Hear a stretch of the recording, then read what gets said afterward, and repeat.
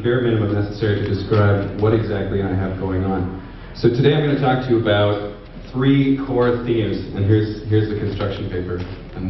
So number 1, food security. Number 2, local produce versus imported produce. It's much prettier than PowerPoint.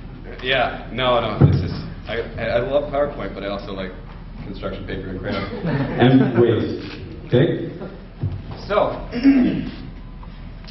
yes, I'm a chef, and at the same time, I have had a very rich life with the environmental and social justice communities of Vancouver. Just in case you guys didn't know, this is where it is all happening in the country. So I'd like to share with you a small story just to lead this whole thing off. Chefs rarely find themselves in a position where they are starting up non-profit organizations, if you can believe that. We're very, very busy people, and so not that many people find the time for it. So I was talking to my dad the other day about this, and he told me a story to remind me of my character. And apparently when I was learning to ride a bike, I was about 5 or 6, and he had just taken the training wheels off, but he was continuing to hold my bike seat behind me and allow me to ride, but he was still holding my seat. And I guess one day I was in a fit that my training wheels were gone, and so I was bawling, and he was pushing me behind, and I basically didn't think that I could do it, but then I started hearing him laugh behind me, and it was about 30 yards behind me, and he had let me go, and I was gone, and I was riding without training wheels, but I was still bawling. So here's what I have for you today. Basically, very few chefs find themselves in my position because we cannot find the time to get out in the community. There is one exceptional chef here tonight who is making eyes at me, who has done just that. I'm kind of walking the path that she beat down. But after a while, working 60, 70-hour weeks and trying to find the time to volunteer another 20 or 30 hours, realized that it was completely unsustainable for me personally. So I had to figure out a way to try and fuse what I was doing with the environmental and the social justice communities with food. And I found out over the years that using food as a tool is incredibly effective. One of the biggest problems with NGOs, what they have is bringing up numbers to events. And you can be representing any cause under the sun, but if you offer food at an event, you're going to get 2 or 3 times the number of people, and then that's good for public spectacle. So that's how the community found a use for me over the years. So now I'm finding a use for the community, so to speak. So going back to those subjects that we discussed, food security, local versus imported produce, and waste, I have found a way, I think, to combine all 3 of those and basically leverage change using the restaurant community in Vancouver. So who here is familiar with community supported agriculture? Raise your hands. CSA, if I say CSA. Okay, so community supported agriculture is essentially it's an initiative more or less born out of California to try and buy up local produce and in turn conserve agricultural land by getting buy-ups in advance, right? But it's a very tough system. It relies on a committed group of individuals and then a large number of small consumption clients, right? And then a delivery system and logistics get complicated, and it's very interesting. But I figured, being a part of the food industry, why not take that large number of small consumption clients and kind of bring it into a position where we're looking at a small number of large consumption clients to essentially support the agricultural community of the supportive food systems, essentially, of metropolitan areas. And there are very, very interesting examples of that going on in North America right now.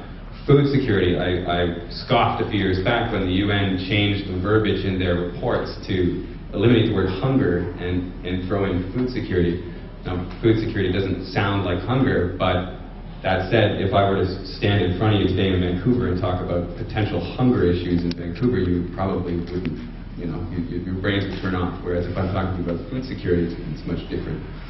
So that said, there is a worry, and considering that the entire logistics system behind your food system depends on the price of gas, thank you NAFTA, it basically means that as the price of gas rises, it's going to be harder and harder and harder for everybody here to find food on their table, which means that we're inevitably going to fall back onto local farmers to basically survive as metropolitan areas. It's a concerning thing, and Trevor and I, Trevor's the next speaker, are very close to that and very close to the price of goods. And so I look at a newspaper and I see all sorts of issues, but at the same time I look at my price catalogs from all of my suppliers and I can see fluctuations that have much more to do, or that have a greater impact on my life than many of the political issues in the newspapers.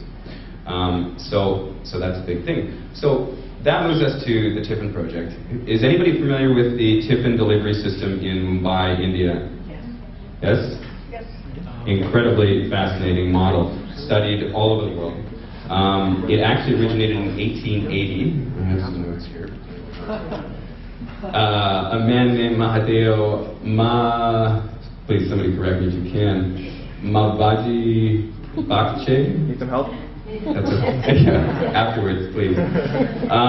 So basically, the meal delivery system in Mumbai, India, is this massive wasteless catering system whereby hundreds of thousands are essentially fed every week using a container that is filled up on one end of the process, then delivered, and then taken back to the food processing facility.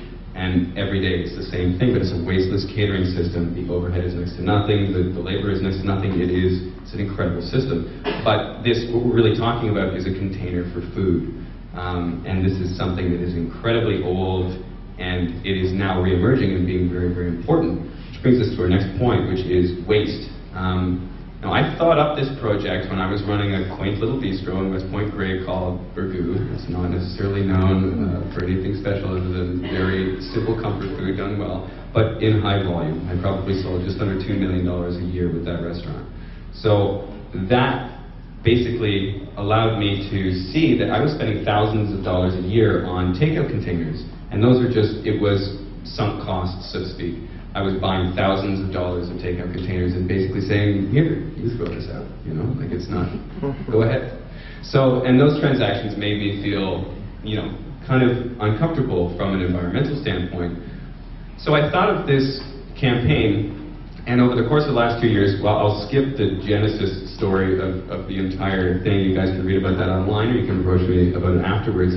But I have gathered a group of restaurants in the Greater Vancouver area, including Nuba, Noodlebox, Curry to You in Granville Island, hopefully at LBC. Eric, I know you're here tonight. I had a meeting with your right-hand lady this afternoon. And also Trevor with Fable and a number of other restaurants.